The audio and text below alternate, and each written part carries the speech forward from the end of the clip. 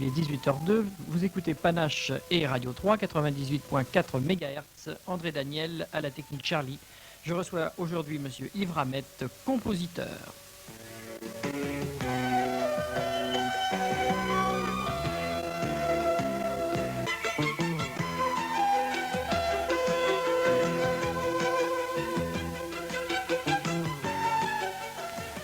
Pour situer Monsieur Ramette, nous allons entendre le prélude du prélude de fugue et postlude, donc une composition d'Yves Ramette qu'on écoute tout de suite.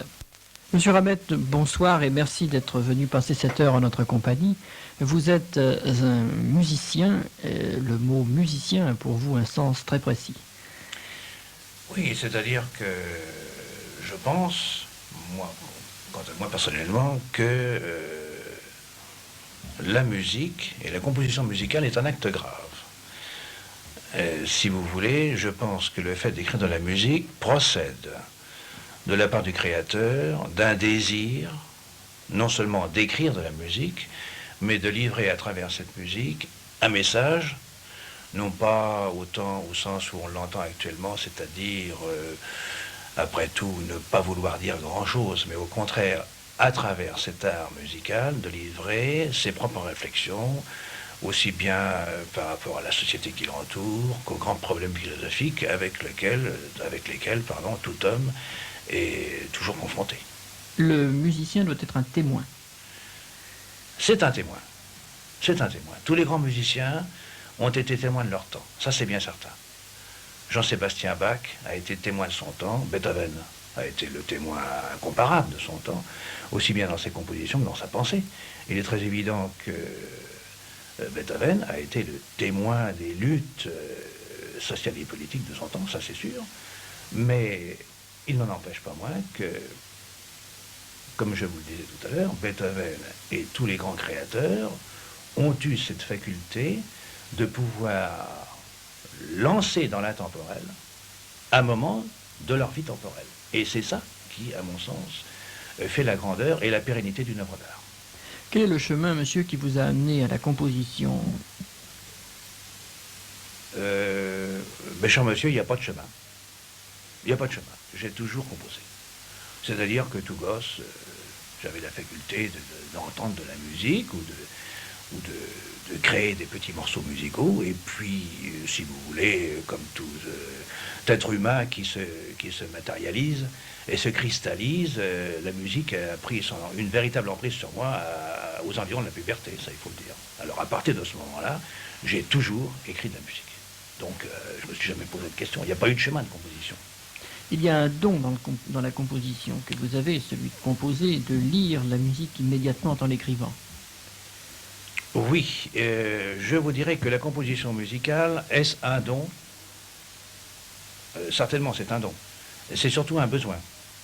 Alors, je pense que le créateur, au sens le plus élevé du terme, quand il compose une œuvre, qu'elle soit musicale, picturale ou littéraire, ne se pose pas la question de savoir s'il doit composer, et il ne se pose même pas la question de savoir quelle sera exactement la qualité de sa production. Le créateur, quand il est en proie à l'inspiration, il crée. Alors, le problème qui se pose à moi quand j'écris de la musique, c'est un problème d'équilibre des formes, si vous voulez, bien sûr, parce qu'il faut quand même que toute œuvre d'art soit équilibrée. C'est un problème d'équilibre d'orchestration ou d'équilibre d'écriture, parce que moi j'estime, subjectivement bien entendu, que toute œuvre d'art doit prendre cadre dans une forme déterminée et tout de même équilibrée. On ne peut pas concevoir un discours anarchique. Mais je ne me pose jamais de questions réelles sur le fond de l'œuvre que je construis. Je ne sais pas si je me fais bien comprendre. Tout à fait. Le fond de l'œuvre que je construis, je le sais, je le connais. Et je sais que de toute façon, le fond de l'œuvre que je construis, la destination spirituelle de l'œuvre que je construis, elle est fixée une fois pour toutes dans mon esprit quand l'inspiration a pris conscience de moi. Le compositeur doit être un homme inspiré. Encore une fois, je vous réponds d'une façon subjective. Pour moi, oui. Et il y a bien des gens pour qui le compositeur n'a pas besoin d'être un homme inspiré. On peut écrire n'importe quelle musique, vous pouvez même écrire de la musique qui ne veut rien dire du tout.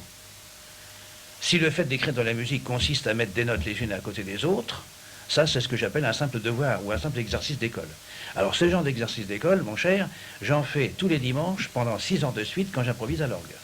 Parce que, étant donné mon métier d'organiste, il est impossible de pouvoir jouer telle ou telle pièce de Bach, de Franck ou de Messiaen, tout ce que vous voulez.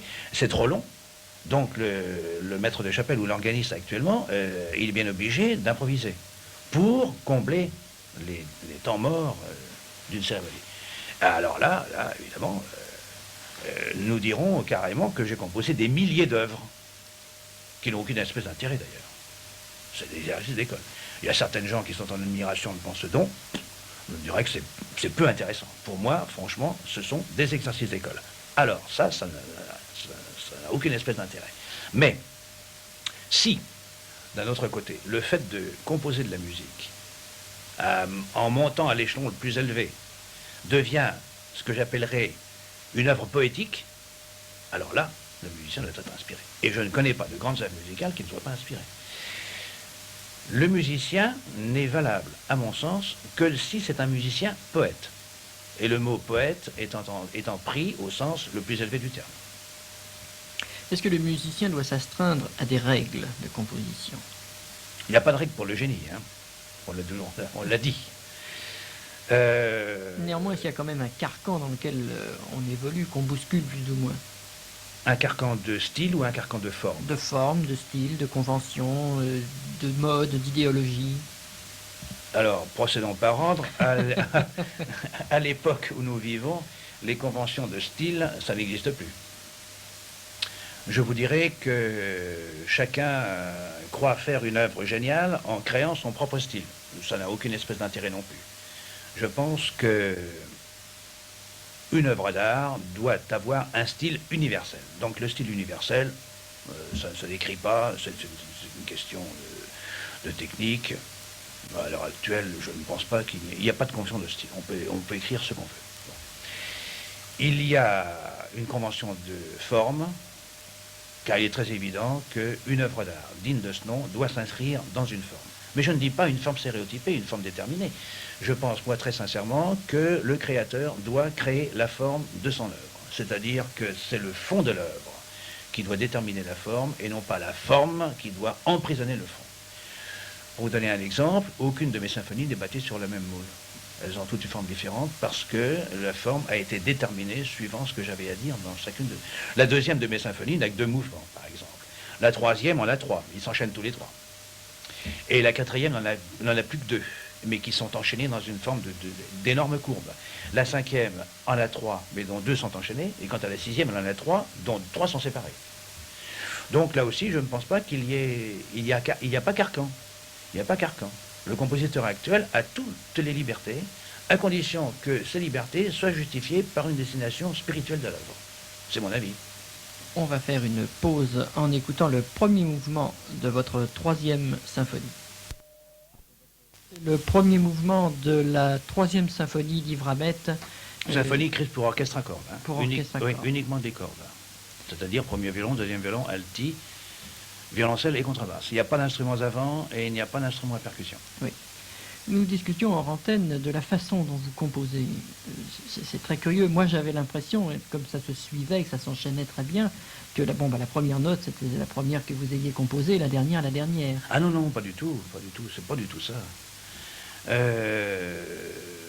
D'abord, le processus de la création musicale est très mystérieux parce que on ne sait pas très bien comment ça vient.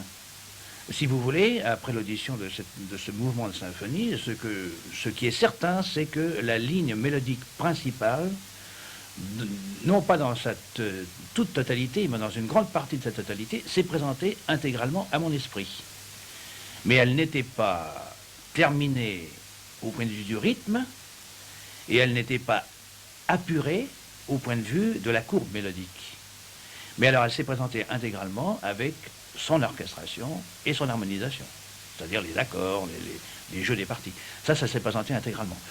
Il y en avait quoi au départ? J'ai entendu dans ma tête une vingtaine de mesures, et ces vingtaines de mesures, je l'ai écrit.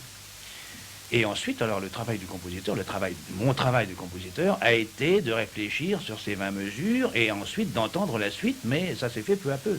On n'écrit pas une symphonie comme ça en commençant par la première note et en finissant par la dernière. On peut très bien avoir en tête une moitié d'un mouvement et que cette moitié de mouvement ne sera pas le début du mouvement, mais bien le milieu.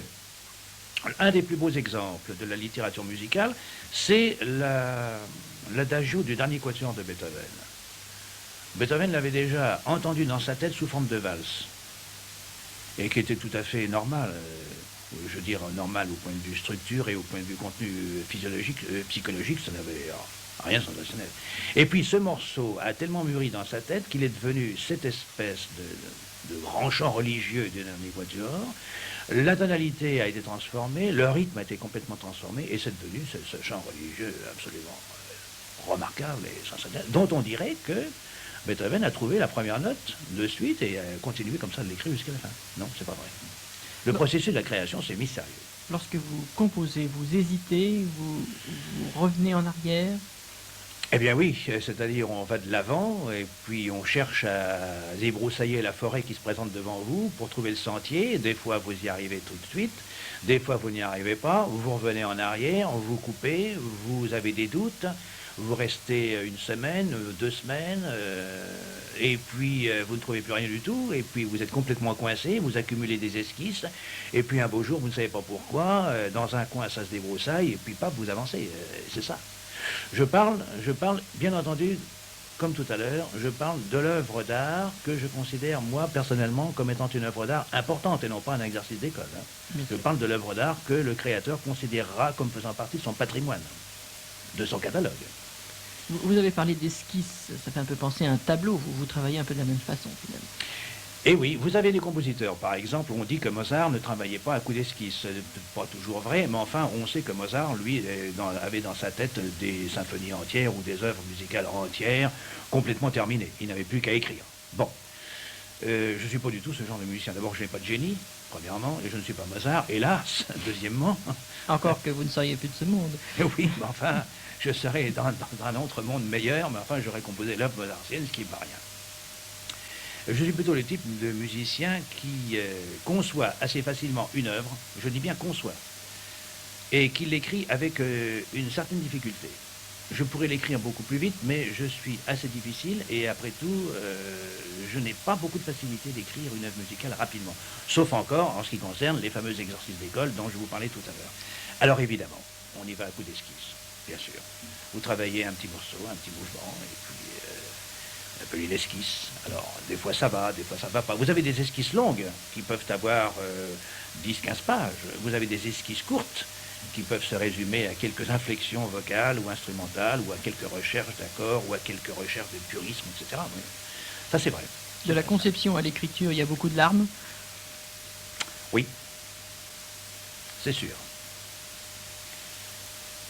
Est-ce que le cerveau du créateur n'est pas assez vaste pour tout retenir, tout emmagasiner, ou est-ce qu'il y a encore autre chose? Non, vous parliez de larmes. De larmes, oui. Oui, ben, moi je parle de larmes. Je n'ai pas dit que le cerveau du créateur n'était pas assez important pour tout emmagasiner. Je parle de larmes, larmes de chair, larmes de la vie, oui. Oui, c'est sûr, oui. Et d'annoncement. Est-ce qu'il est difficile d'être compositeur à notre époque, comme il était difficile peut-être de l'être sous Mozart? Oui, c'est difficile. C'est difficile parce que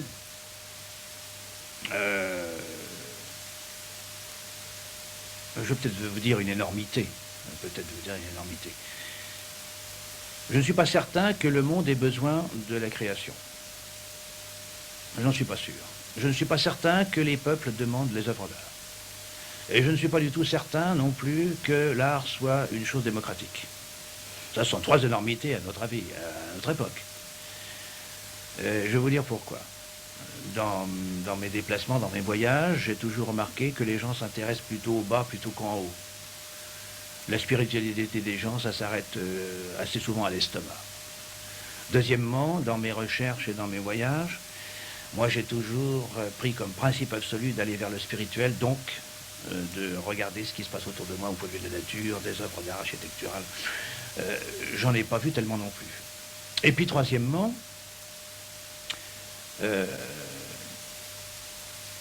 L'art est-il quelque chose de démocratique? J'en suis pas tellement certain, parce que, malheureusement, on dit tous les hommes sont égaux.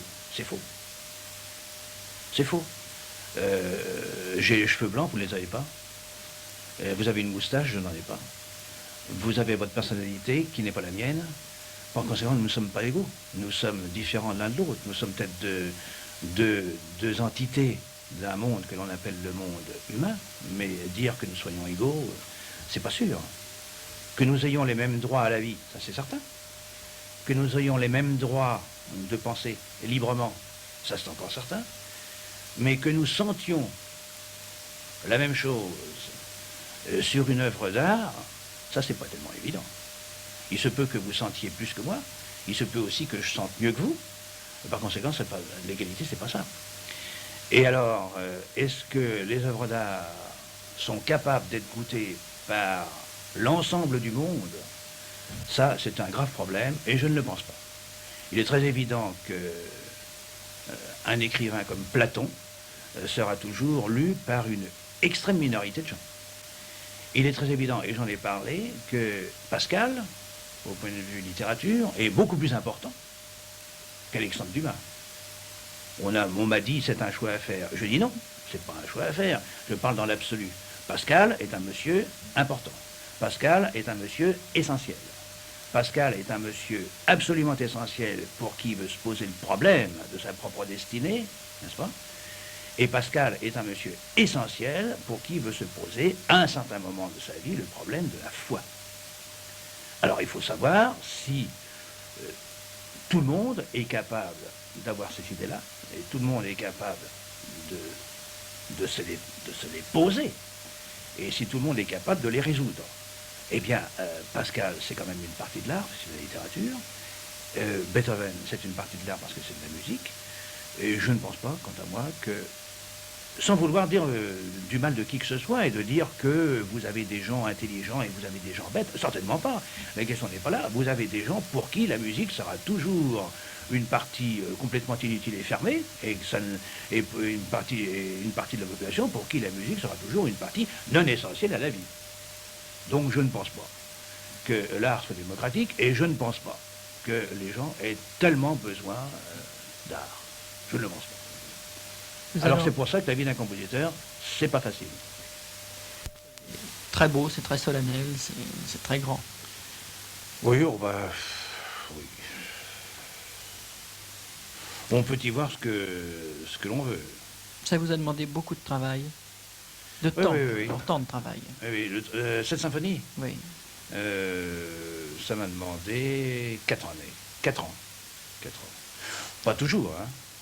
Voilà. C'est-à-dire, comment est-ce qu'on peut relâcher le métier, si je puis dire, et composer autre chose à côté? Est-ce que c'est pas un petit morceau de la grande œuvre qu'on est en train de faire, qu'on pille et qu'on met à côté quand on fait autre chose entre? Non, parce qu'une œuvre de cette envergure demande quand même de la réflexion. La musique est un art très difficile en ce sens qu'elle a l'obligation absolue d'être équilibrée dans le temps. Pour vous faire comprendre mon propos, un tableau s'équilibre dans l'espace. L'architecture également. Une statue s'équilibre dans un environnement spatial. La musique s'équilibre dans le temps. C'est même le seul art avec le théâtre, si l'on prend bien la comparaison, qui s'équilibre dans le temps. Alors, la musique déséquilibrée dans le temps est une musique qui va se casser un peu la figure à droite et à gauche. Il n'y a pas de grande œuvre classique qui soit vraiment déséquilibrée. Je n'en connais pas. Il y en a qui sont plus ou moins équilibrées, mais il n'y en a aucune qui soit vraiment déséquilibrée. Alors, évidemment, quand on compose une œuvre importante, bien, vous avez le devoir de l'équilibrer au maximum pour que cette dialectique tienne debout et que votre message soit inséré dans une forme aussi précise que possible. Alors ça demande du temps. Vous parlez de message. Où puisez-vous les sources de ce message?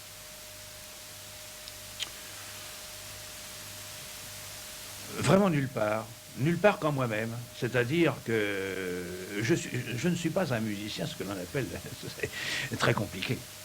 Je ne suis pas du tout le genre de musicien qui va chercher des complications extraordinaires et extrêmes pour écrire sa musique. Non, ce que j'écris, c'est tout simplement mes propres pensées devant la vie, devant même ma vie personnelle. Par exemple, à la suite d'un chagrin de famille ou à la suite d'une joie de famille, on peut très bien écrire une œuvre musicale. L'auditeur n'a pas besoin de savoir quels sont les tenants et les aboutissants de cette œuvre-là, parce que je vous disais tout à l'heure, le devoir absolu du créateur, c'est de prendre un moment de sa vie personnelle temporelle et de le projeter dans l'intemporel, ce que j'appelle l'universel. Toujours le témoin. Ah oui, absolument, mais toute œuvre d'art est un témoignage. Seulement, le témoignage disparaît quand le compositeur n'est plus là, ou bien alors quand les souvenirs se sont effacés. Et l'universel du message reste parce que, entendons-nous bien, est-ce que vous croyez, mon cher, que le cœur humain a beaucoup changé depuis Platon? Je pense pas. Bah non, alors. Ça se saurait. Ah bah oui, c'est même la seule chose qui n'ait jamais changé. Par conséquent, l'universalité du message musical ou du message artistique, elle est patente, elle est probante. Elle n'est pas difficile. Il suffit, encore une fois, que le compositeur ou le créateur prenne un moment de sa vie et puis le transpose dans un moment intemporel qui devient, à ce moment-là, je crois, un message qui peut devenir universel. Ça se fait très bien. Il ne faut pas être compliqué. Je parle de musique pure. Hein. Je parle de musique pure. Qu'a voulu dire Beethoven dans la Sonata Appassionata? Bah, est-ce un chagrin d'amour? Est-ce un désir? Qu'a voulu dire Beethoven dans la Sonate du clair de lune? On dit que ça a été écrit pour la comtesse Guiccardi. Bon, bah oui, je veux bien. Ah oui, c'est peut-être possible. C'est peut-être aussi écrit pour une servante d'auberge. Quel intérêt d'ailleurs et quel problème? Le problème est que ça a été un moment affectif de la vie de Beethoven qui a été transposé dans cette sonate et cette sonate est devenue un monument universel. Parce que tous les hommes doués de... Enfin, tous les hommes. Ceux pour qui la musique veut dire quelque chose et ceux pour qui la musique reste un message de l'esprit sont sensibles à ce genre de choses. Parce que c'est un message. Le musicien est-il un mystique? Ah bah... Pardon.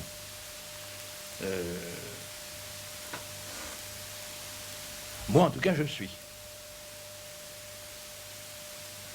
Ce qui ne va pas sans une certaine difficulté. Je ne parle pas de moi.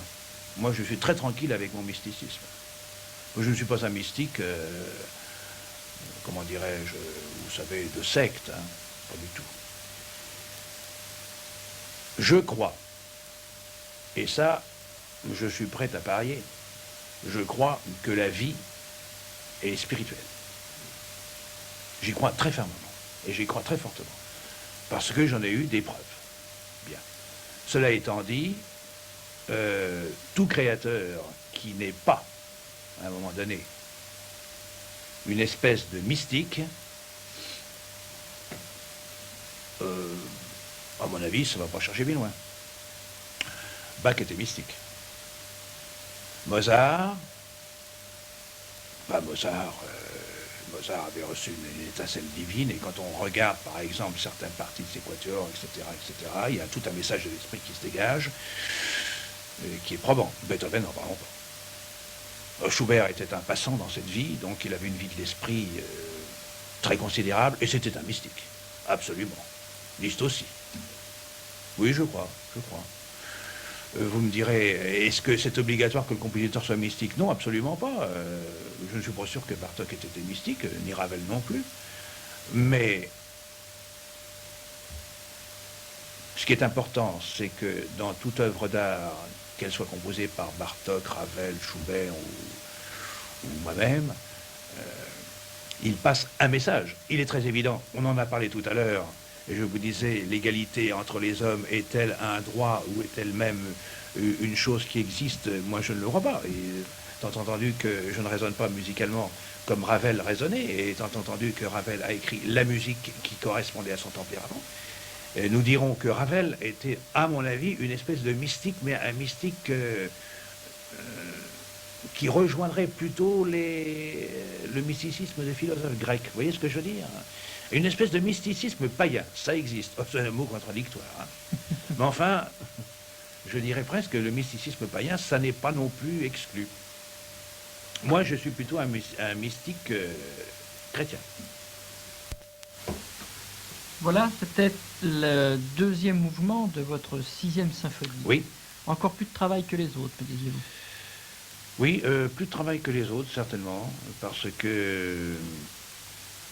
peut-être tout simplement parce que plus on avance en âge et plus on vieillit, plus on devient difficile avec soi-même. C'est normal.